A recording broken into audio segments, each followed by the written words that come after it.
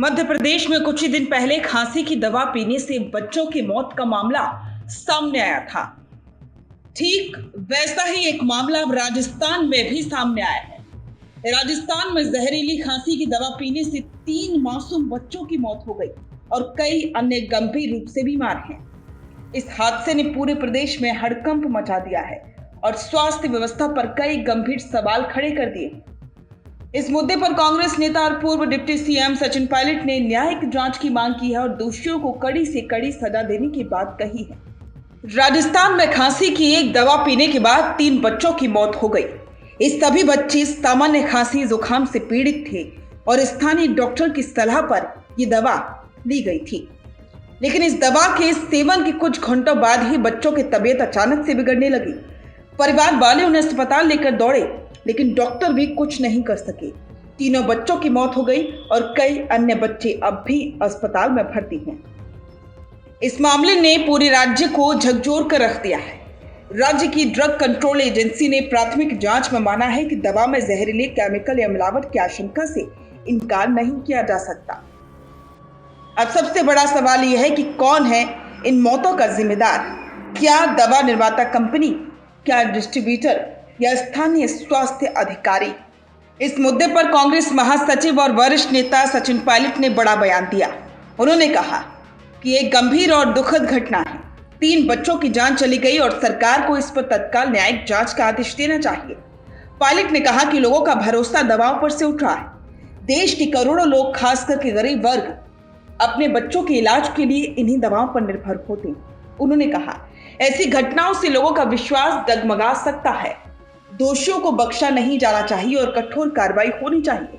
साथ ही उन्होंने मांग की कि राज्य सरकार को पूरी पारदर्शिता के साथ जांच करानी चाहिए ताकि कोई भी दोषी बच ना सके। रात को जो हादसा हुआ बड़ा दुखद है और मेरी संवेदना उन सभी के साथ है जिनकी मौतें हुई हैं। पहली बात तो लोग वहाँ जाते हैं बीमारी में, सीरियस कंडीशन में, लेकिन जो इतना भयंकर हादसा हुआ और राजस्थान का सबसे प्रसिद्ध, सबसे ख्याति प्राप्त अस्पताल है एसएमएस, वहाँ पर इस प्रकार की घटनाएं हो रही हैं, ये निश्चित रूप से लापरवाही की वजह से हुई है। अब कारण क्या है ये तो पता नहीं, लेकिन अगर हॉस्पिटल के अंदर, आईसीयू के अंदर इस प्रकार के मिसमैनेजमेंट हो रहे हैं और लोगों की जानें जा रही हैं तो बहुत गंभीर मसला है। और मुझे लग रहा है कि इस पर सिर्फ इसको एक हादसा बता के टालना नहीं चाहिए, इसकी तह तक जाना पड़ेगा कि वहाँ कौन जिम्मेदार था, वहाँ कौन मौजूद था, कौन मेंटेनेंस करता है। जांच करवानी चाहिए और अस्पताल के बाहर के जो लोग हैं वो जाके जांच करें, पता पड़े, क्योंकि इस प्रकार अगर बच्चों की मौतें हो रही हैं दवाइयाँ खाकर, अस्पताल में लोग मारे जा रहे हैं, आग लग रही है, तो मेंटेनेंस, सुपरविजन जो होना चाहिए निश्चित रूप से वो नहीं है और जिम्मेदारी तय करनी पड़ेगी।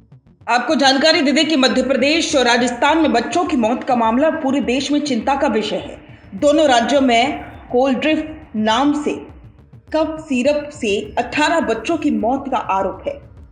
इनमें से 15 मौतें मध्य प्रदेश और 3 मौतें राजस्थान में हुई हैं।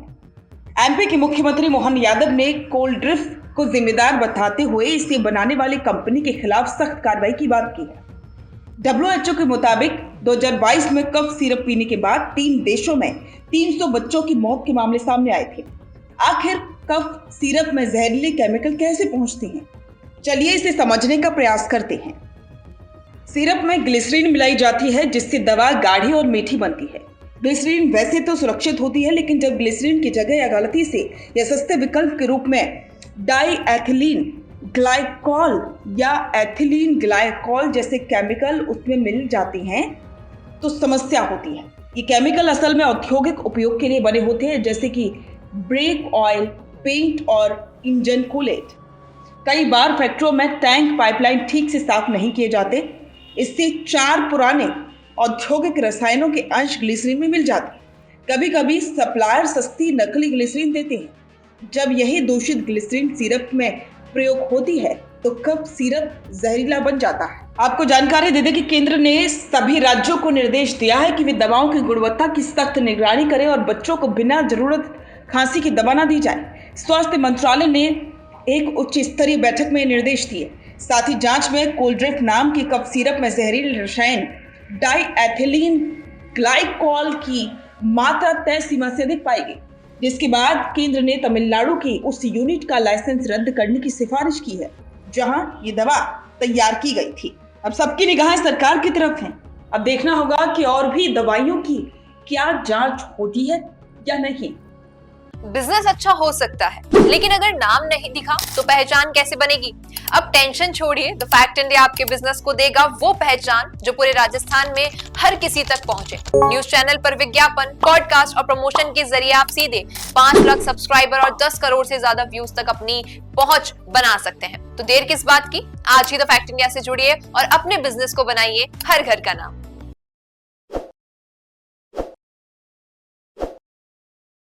ताज़ा खबरों के लिए विजिट करें द फैक्ट इंडिया की वेबसाइट और डाउनलोड करें द फैक्ट इंडिया ऐप।